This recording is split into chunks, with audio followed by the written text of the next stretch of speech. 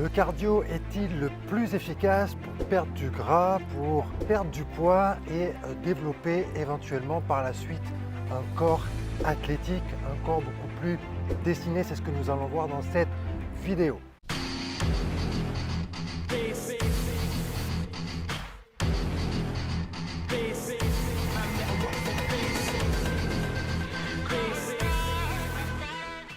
Alors si tu ne me connais pas, je me présente, je m'appelle Karim, j'ai 43 ans et depuis quelques mois, j'ai décidé de me reprendre en main.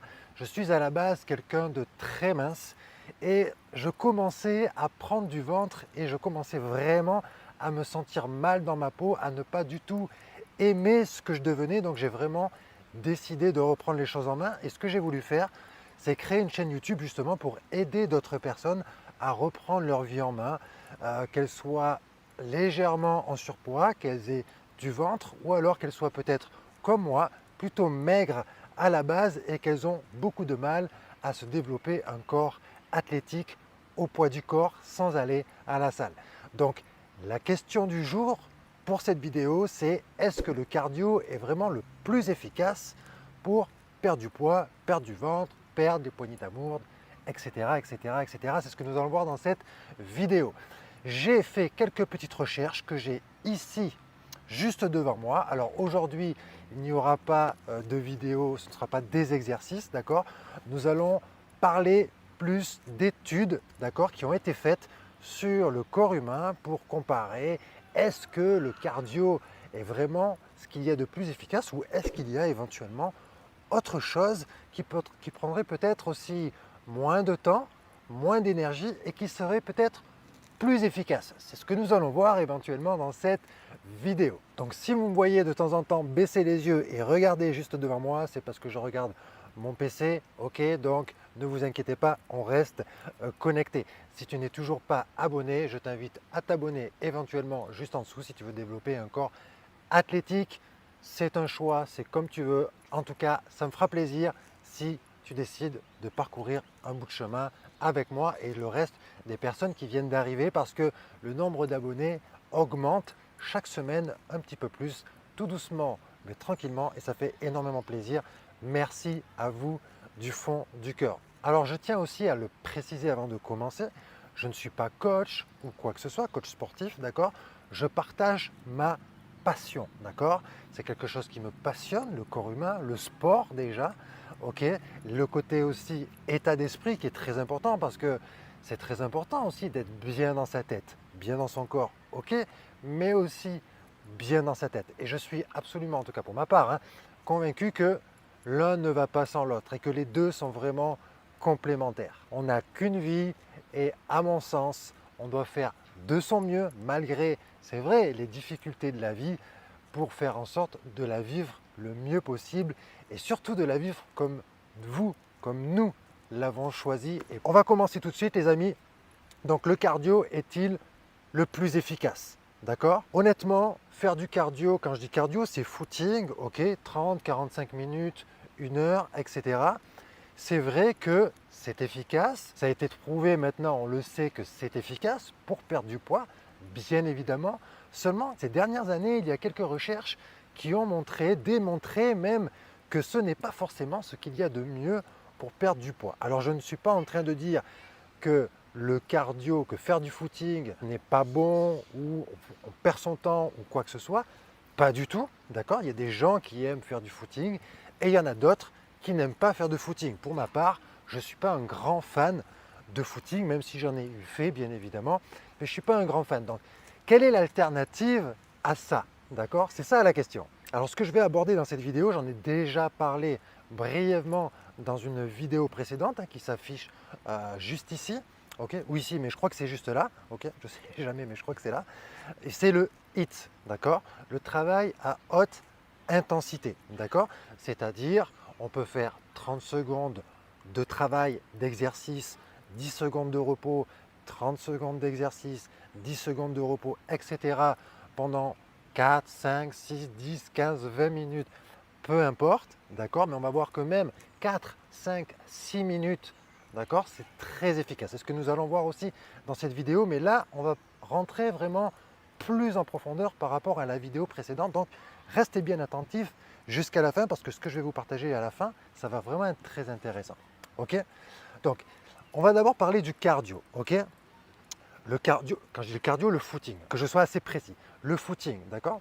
Le footing, c'est bien, c'est vrai, mais voilà, ça a quand même pas mal, malheureusement, d'inconvénients déjà à la base, d'accord? Déjà d'un, il faut quand même aimer un minimum ça, ok? Parce que le but de se reprendre en main, c'est aussi d'allier ce côté dépassement de soi, mais aussi ce côté plaisir. En tout cas, à mon sens, c'est vraiment important si on veut vraiment durer parce que faire quelque chose dans la contrainte et vouloir le faire sur le long terme, pour moi, c'est plutôt compliqué. Peut-être que c'est ton cas aussi. D'ailleurs, dis-moi dans les commentaires si le fait de prendre du plaisir justement dans ta remise en forme est important pour toi ou alors peut-être pas et tu es prêt à faire ce qu'il faut, ce qui est peut-être le cas aussi. Les limites en fin de compte du footing, de l'entraînement en endurance, 30, 45 minutes, 1 heure, même pour certains, voire plus, d'accord? La première chose qui est vraiment très très importante, c'est que notre corps, d'accord, reprend son fonctionnement normal après seulement 3 heures après le footing, d'accord? C'est-à-dire que si tu fais un footing pendant 30, 45 minutes, 1 heure, au bout de 3 heures, c'est-à-dire que pendant les 3 heures qui suivent, tu vas continuer à brûler des calories, la graisse, etc. aussi, mais au bout de 3 heures, ton corps va reprendre son fonctionnement normal. Donc, au-delà de 3 heures, il ne se passe plus rien. Ça, c'est un inconvénient et on va voir par la suite justement ce qui est intéressant dans le HIIT par rapport à ça. Ok? Le deuxième inconvénient, c'est les intempéries parce que c'est vrai, peut-être qu'on n'a peut-être pas forcément le temps d'aller à la salle de sport, on n'a peut-être pas aussi peut-être les moyens d'aller à la salle de sport, on n'a peut-être pas non plus de salle de sport à proximité, donc les intempéries sont véritables, en tout cas, peuvent être un gros frein pour faire son footing. C'est vrai que si vous regardez bien, l'été, on voit beaucoup plus de personnes qui font du footing que l'hiver, d'accord, en extérieur. Et ce qui est tout à fait compréhensible. Quand il fait aux alentours des 0 degrés ou qu'il pleut des trucs comme ça, tu vois, des gouttes comme ça, c'est vrai que voilà, pour se motiver à aller faire du footing, voilà, c'est pas ce qui est le plus agréable, d'accord? Donc nous, on est là aussi pour se simplifier la vie, d'accord? On est là aussi sur cette chaîne YouTube pour trouver des choses concrètes, des choses efficaces, tout en prenant du plaisir et se simplifier la vie, comme je viens de te le dire. Parce qu'il y a un autre inconvénient, si tu dois aller à la salle pour faire ton footing, tu vas devoir aussi payer un abonnement, d'accord? Donc on sait très bien aujourd'hui que plus de 80%, et encore je suis gentil, des personnes qui s'inscrivent à la salle de sport n'y vont que peut-être 1, 2, voire 3 mois et après elles arrêtent et elles retombent dans leurs habitudes, les habitudes du passé. Ou alors il y a un autre inconvénient ou une autre éventuellement solution, c'est d'avoir un tapis chez soi pour faire du footing. Mais c'est pareil, il faut non seulement avoir la place et il faut non seulement aussi, deuxième point, il faut avoir les moyens de se payer un tapis chez soi pour courir, d'accord? Donc voilà déjà quelques petites choses qui peuvent être à mon sens un peu contraignantes, d'accord, à faire du footing. Mais nous, ce qui nous intéresse, c'est au niveau de la perte de poids, de la consommation de calories, etc. Donc comme je te l'ai dit, jusqu'à 3 heures, tu vas continuer à perdre des calories, etc. Ton métabolisme va continuer à travailler, mais au-delà de 3 heures, ton corps va reprendre un fonctionnement normal. Et c'est à ce moment-là que le HIIT rentre en jeu. Alors le HIIT, qu'est-ce que c'est? C'est tout simplement allier effort intense à récupération courte. Le HIIT en anglais, qui veut dire High Intensity Interval Training, correspond à un travail à haute intensité avec des intervalles. D'accord? Donc ça, je suppose que tu l'as bien compris. Cette méthode est également aussi connue sous le nom d'entraînement fractionné ou circuit métabolique. Comme je te l'ai dit juste avant, le concept est très simple, c'est allier un effort à haute intensité avec des récupérations courtes, d'accord? Jusque-là, on est d'accord. Et ce qui est vraiment génial, c'est qu'on peut vraiment l'adapter à soi et l'adapter à son niveau. Peut-être qu'aujourd'hui, tu n'as pas forcément de souffle, tu n'as pas forcément aussi peut-être de cardio, ok? Ça, c'est tout à fait ok.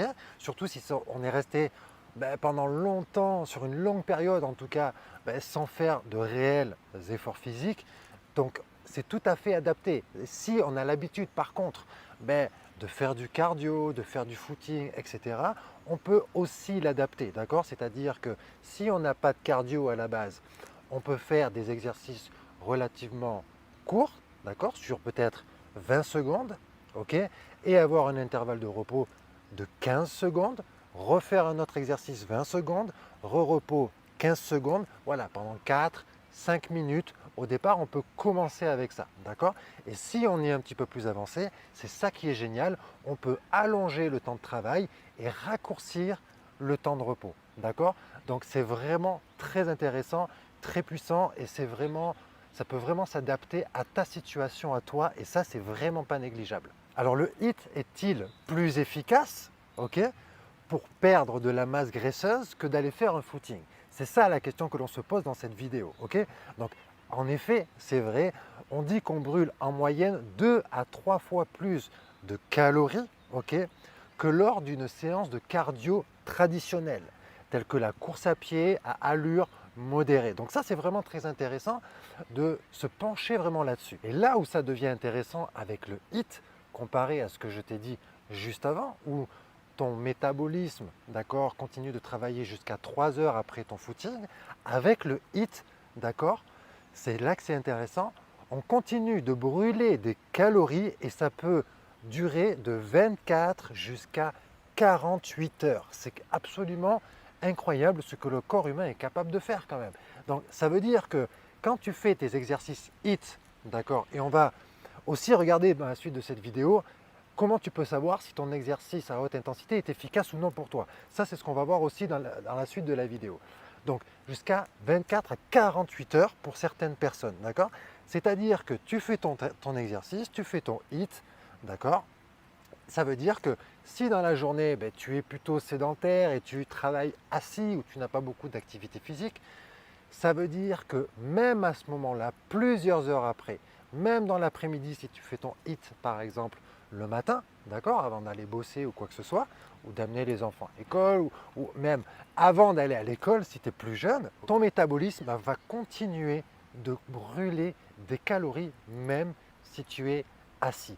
Et ça, c'est absolument génial, c'est absolument incroyable. En tout cas, c'est vraiment incroyable ce que le corps vraiment peut faire. Je trouve ça absolument fabuleux, d'accord? Et on appelle ça, d'accord, l'effet brûle-graisse retardé, d'accord? Plus connu sous le nom de afterburn effect. Mais ça ne s'arrête pas là. Le HIIT a encore d'autres avantages. Il permet aussi également d'augmenter rapidement sa VO2 max. Alors qu'est-ce que c'est que sa VO2 max? Tout simplement, c'est ta capacité maximale à absorber de l'oxygène, d'accord? Donc c'est l'augmentation de ton temps de pratique d'une activité physique de forte ou moyenne intensité. C'est-à-dire que quand tu vas commencer, d'accord, si tu n'as pas l'habitude de faire ce genre d'exercice, forcément, qu'est-ce qui va se passer? Tu vas être très vite essoufflé, ce qui est tout à fait normal, ok? Ce qui est tout à fait normal. Ce qui se passe, c'est que si tu pratiques le HIIT régulièrement, d'accord, plusieurs fois par semaine, ça peut aller de 3 à 5 fois par semaine, si tu le souhaites, d'accord, tu vas augmenter rapidement ta VO2 max. C'est-à-dire que tu vas augmenter ta capacité à faire ces exercices sur une plus longue durée au fur et à mesure. Alors tu vas me dire, oui mais Karim, le cardio c'est pareil, plus je vais en faire, plus je vais gagner en souffle, plus je vais pouvoir faire de longues distances. Et tu as entièrement raison, c'est tout à fait vrai. Et il y a un autre point aussi qui est très important, c'est que tu verras une nette amélioration de ta capacité d'aérobie. Alors qu'est-ce que c'est que la capacité d'aérobie?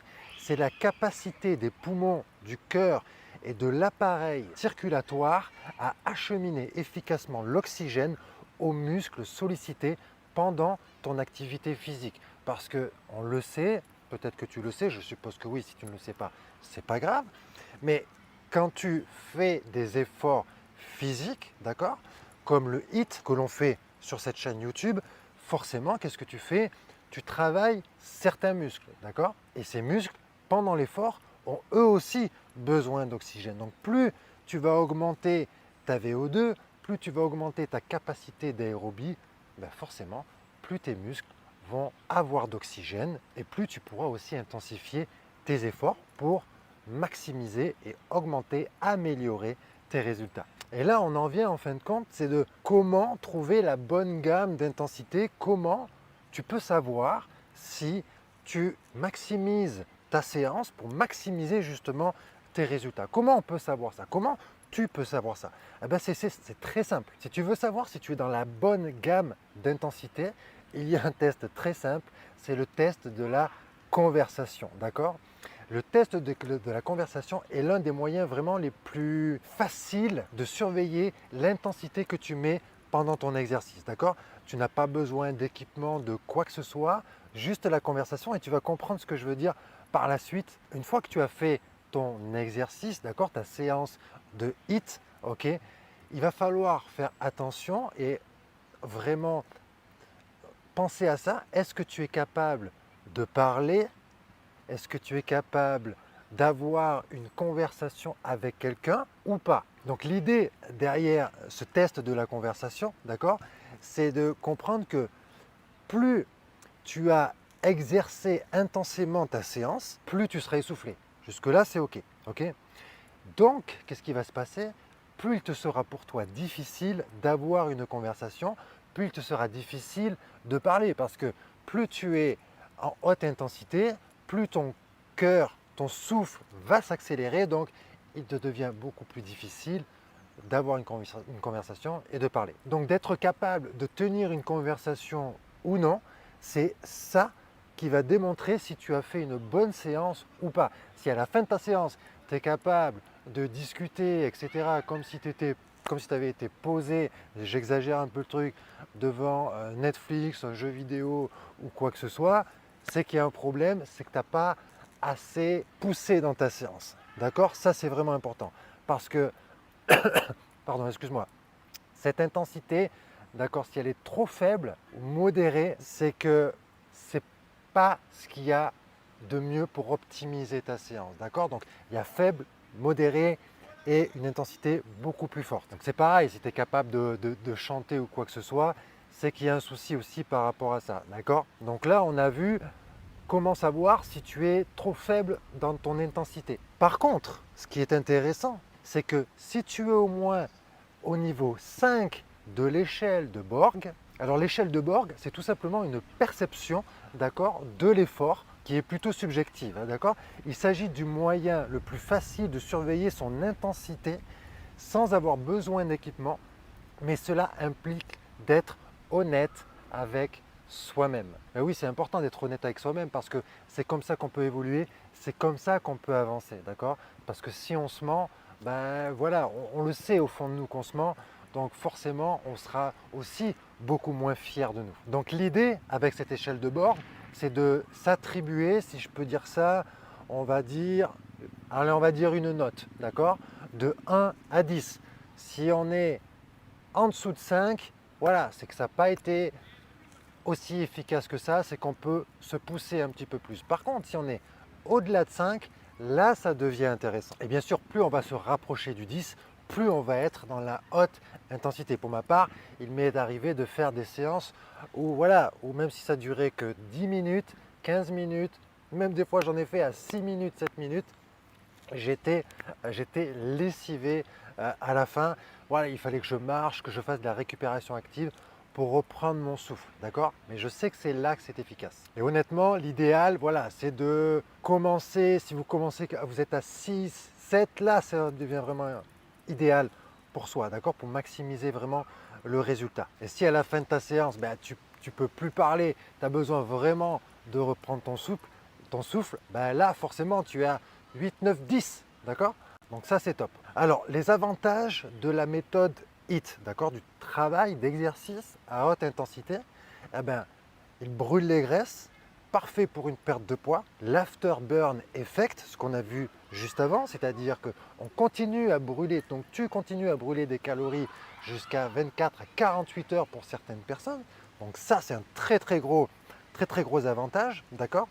Il est adaptable selon les capacités de chacun, si on est débutant, intermédiaire ou avancé, ok.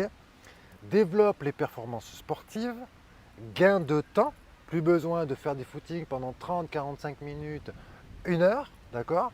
tu fais une bonne séance de HIIT, tu peux faire 3 rounds, peut-être de 4 minutes avec 2-3 minutes de repos selon là où tu en es, d'accord? Donc au total, si tu fais 3 fois 4 minutes, allez, tu en as peut-être pour, avec les moments de repos, tu en as peut-être aux alentours des 20 minutes. On peut faire aussi des variantes, ok? Ça, c'est vraiment intéressant pour pouvoir se dépasser. On peut cibler tout le corps, on peut cibler la partie jambe, on peut cibler la partie du haut du corps. Voilà, on peut vraiment l'adapter à soi. Ce qu'il faut, c'est de choisir. Ça, c'est très important, c'est de savoir choisir ce dont vous avez besoin, vous, d'accord? Parce qu'on est tous différents. Ça, c'est vraiment important, d'accord? Donc, on n'est pas là pour se comparer à ce qu'on voit sur les réseaux sociaux ou quoi que ce soit. On est là pour se dépasser soi-même, tout simplement. Ça évite aussi, très important, la lassitude, parce que de courir, comme je vous l'ai dit tout à l'heure, il y en a qui aiment ça, mais il y en a qui n'aiment pas ça, courir pendant 30 minutes, là, 45 minutes, il y en a que ça saoule, tu vois. Alors que là, tu peux vraiment varier tes exercices. Voilà, tu as vraiment de la diversité. Et ce qui est très intéressant aussi, c'est on peut avoir en tout cas des résultats en peu de temps. Alors qu'est-ce que j'appelle peu de temps? Parce que peu de temps, voilà, c'est pareil, un peu de temps, ça ne veut rien dire. Un peu de temps, peut-être que pour moi, peu de temps, ça veut dire un mois, peut-être que pour toi, ça veut dire 2 semaines, ou peut-être que pour moi, ça veut dire 2 semaines, et pour toi, ça veut dire 3 mois. Voilà, ça veut tout et rien dire, en peu de temps. Quand je dis en peu de temps, ça peut être vraiment aux alentours des, selon les personnes, après ça dépend aussi de l'alimentation qui est très importante, ça peut être de 1 mois et demi à 4 mois pour commencer à vraiment voir les choses. Mais ça peut aller vraiment très rapidement. D'accord? Il y a des gens, au bout d'un mois, ils commencent vraiment à voir les résultats. Donc ça, c'est super. Et ça, c'est très important de le savoir. Ok? Parce que non seulement tu vas perdre du gras, mais aussi tes muscles vont commencer aussi à se dessiner, que tu sois un homme ou une femme. Tu vas renforcer aussi ta masse musculaire. Tu vas développer tes capacités cardiovasculaires. Tu vas retrouver une condition physique assez rapidement, d'accord? Et comme je te l'ai dit tout à l'heure, c'est aussi la thématique de cette chaîne YouTube.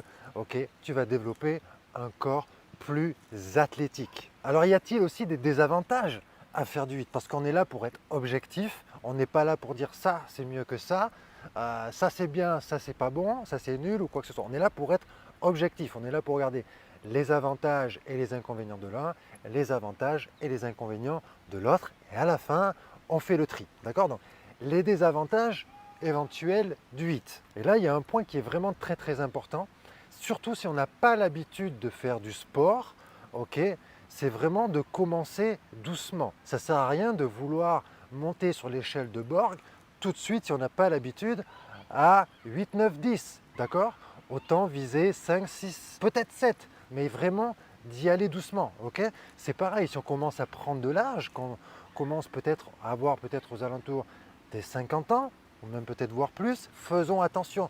Et je vous invite même aussi, très important, je vous invite à faire des tests au niveau du cœur ou quoi que ce soit, voir si tout va bien pour pas prendre de risques, hein, bien évidemment. On n'est pas là pour ça, on est là pour se faire du bien, pour prendre du plaisir, on n'est pas là pour faire n'importe quoi, mais je pense que ça peut être intéressant, en tout cas, c'est ce que je conseille, de faire quelques petits tests, voir si tout va bien, et puis si tout va bien, on peut commencer le HIIT tranquillement et monter en intensité petit à petit des semaines et des mois qui vont passer. Alors on arrive à la conclusion, cardio contre le HIIT, lequel est le meilleur, ok?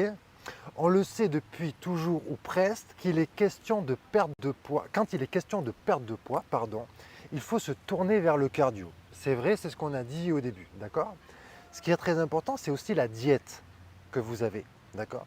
Que tu veuilles prendre du poids, que tu veuilles prendre du muscle, ou que tu veuilles perdre du gras ou quoi que ce soit. Souvent, ce n'est pas forcément une question de moins manger si on veut perdre du poids, c'est souvent une question de mieux manger. Je pense que vous l'avez peut-être aussi certainement entendu, d'accord? Personnellement, pour avoir le corps que j'ai maintenant et que je continue de développer, bien évidemment, alors que j'avais du ventre, comme vous avez peut-être pu le voir dans mes vidéos précédentes, qui s'affichent là, le ventre que j'avais, j'ai pas forcément mangé moins, j'ai mangé mieux. Et ça fait toute la différence.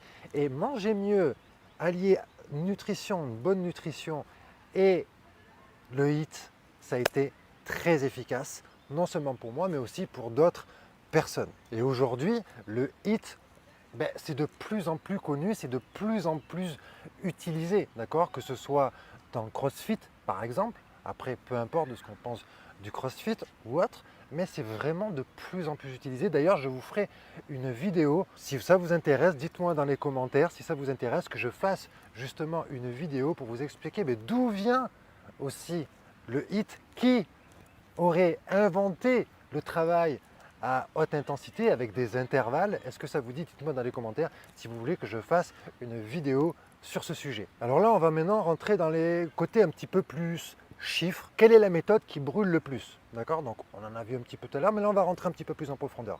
Donc pour répondre à la question, il faut s'attarder sur un autre facteur que la durée. D'accord? Comme on l'a vu tout à l'heure, à savoir le nombre de calories brûlées par minute pendant un entraînement. Okay? Parce qu'après tout, c'est vrai que c'est une mesure, okay, qui est vraiment très importante quand on vise une perte de poids ou même une prise de muscle, une prise de masse. Alors une méta-analyse, d'accord, qui est toute récente, elle est que de 2019, s'est penchée sur la question, concluant que le cardio classique brûle 0,0026% de graisse corporelle par minute comparé à 0,005% de HIIT. Donc c'est quasiment le double. C'est vraiment pas négligeable, c'est quasiment le double. Donc là aussi on peut dire qu'il y a un avantage sur le HIIT par rapport à ça, d'accord? Mais c'est pas terminé. Mais c'est pas terminé, attention.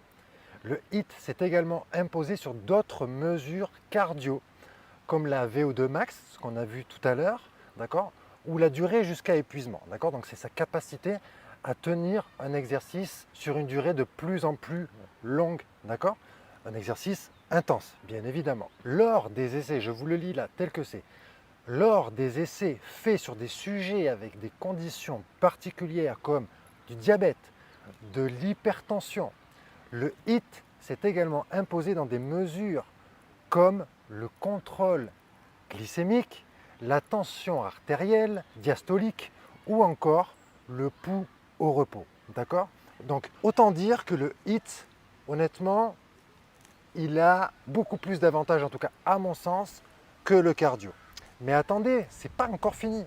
C'est pas encore fini. Car quand on y regarde encore de plus près, d'accord, notamment au niveau de la perte de graisse et de poids, les résultats ne sont peut-être pas si évidents. Écoute bien. Mais là, tu vas me dire, mais Karim, tu viens de me dire que pourtant, en HIIT, on brûle plus de calories. Mais attends bien, écoute bien. Ce qu'il y a, c'est que le cardio est mené sur une période de temps plus longue que le HIIT. Et le HIIT ne peut pas être sur une durée de 45 minutes, 1 heure ou voire plus. On est bien d'accord avec ça. Les défenseur du HIIT vous diront que, à la limite, le temps, on s'en fout, ok, puisque on brûle des calories, on brûle plus de calories que dans le cardio, d'accord, que pendant du footing. Et ça, grâce à l'afterburn effect, ok. Et en plus, la recherche est entièrement d'accord. Excusez-moi de vous déranger. Oui, bonjour. Est-ce que ça vous dérangerait de vous mettre là-bas parce que le ballon là, c'est juste pour vous prévenir. Ah, mais là, je tourne une vue. Ouais, allez, j'y vais. Au cas où, hein, Non, mais j'y vais. Matériel, je préfère. J'y vais, il n'y a pas de souci, ça marche. Je trouve que ça va pas arriver, mais bon. Ça marche. Vous êtes un peu dans l'angle. Ça marche. Avec plaisir. Ok les guerriers au poids de corps, excusez-moi, j'ai dû me déplacer parce qu'il y a une école, une classe qui est venue juste là. Et comme j'étais placé derrière les buts, il faut un foot pour éviter de prendre le ballon. Le prof m'a demandé de me déplacer, donc bien évidemment j'ai accepté. Donc pour continuer cette vidéo, pour terminer, on va voir un point très important les amis. C'est qu'en plus, ce qui est très important, la recherche a démontré une dernière chose qui est vraiment très importante, et ils sont vraiment d'accord là-dessus, c'est qu'une recherche de 2016 a montré que cet excès de calories brûlées après coup n'est peut-être pas si foufou que ça. Il serait question de 110 kilocalories supplémentaires dans les 3 heures suivant un entraînement HIIT contre seulement 64 kilocalories après une séance cardio. Ok? Donc l'heure est au compte, les amis. En comptant les calories brûlées durant l'entraînement, plus celles brûlées après une séance de HIIT, est en moyenne de 271 kilocalories. D'accord? Donc 1000 calories est égal à 1 kilocalorie. Pardon. D'accord? Le même calcul pour une séance de cardio donnerait environ 350 kilocalories. Mais en ce qui concerne, c'est là que c'est très intéressant, en ce qui concerne la perte de gras pur et dur, la méta-analyse de 2019 mentionnée précédemment a montré que le HIIT fonctionnait mieux que le cardio, selon les résultats de 15 études tout de même. Donc c'est vraiment pas rien du tout, d'accord? Donc maintenant, si on regarde le pourcentage total de graisse sur les 36 études, il s'avère que les deux formes de cardio fonctionnent aussi bien l'une que l'autre. Donc qu'est-ce qu'on retient en fin de compte de tout ça? Qu'est-ce qu'on retient de tout ça? Quelle est la méthode qui est le plus appréciable? D'accord? Il nous reste vraiment un dernier critère et non des moindres, c'est l'adhérence au format d'entraînement et le plaisir que l'on y prend. Je ne sais pas si tu te rappelles que je t'ai dit de prendre du plaisir dans ce que tu fais. Ok? Ça, c'est vraiment important. Et même à mon sens, c'est le plus important de prendre du plaisir. Donc, si on regarde bien, que tu fasses du cardio ou que tu fasses du HIIT, les résultats en termes de gras pur et dur, d'accord, sont à peu près équivalents. Donc, tout ce que tu as à faire, c'est de choisir soit de faire ton footing, soit faire du HIIT. Personnellement, je préfère faire du HIIT parce que ça prend moins de temps, c'est beaucoup plus varié. On peut le faire aussi en intérieur, en peu de temps, etc. Donc pour moi, réellement, il n'y a pas photo. Et honnêtement, quand j'ai voulu aussi développer une masse musculaire, en tout cas une masse musculaire, avoir des muscles plus saillants, un petit peu plus développés, d'accord, plus dessinés, évidemment que le HIIT, pour moi en tout cas, ça ne tient qu'à moi, pour moi c'est clair que le HIIT a un gros avantage par rapport au cardio, d'accord, parce que le cardio, tu cours, mais tu ne fais pas travailler réellement, mis à part tes jambes, les muscles, d'accord, en intensité. Or que le HIIT, si. Donc, voilà en tout cas pour moi ce que j'en pense. J'espère que vous avez apprécié cette vidéo. Elle a duré un petit peu plus longtemps que prévu. Dites-moi dans les commentaires, mes amis, si vous avez apprécié. Merci à vous, les guerriers au poids de corps. Merci encore aux nouveaux abonnés. Et si vous voulez plus de vidéos dans ce format-là, en tout cas, si je peux dire, surtout, n'hésitez pas à vous abonner, partager, liker. Ça fait toujours plaisir, ça récompense aussi mon travail. Et puis, je vous envoie plein de love, les amis. Je vous dis à la prochaine vidéo. Ciao, ciao!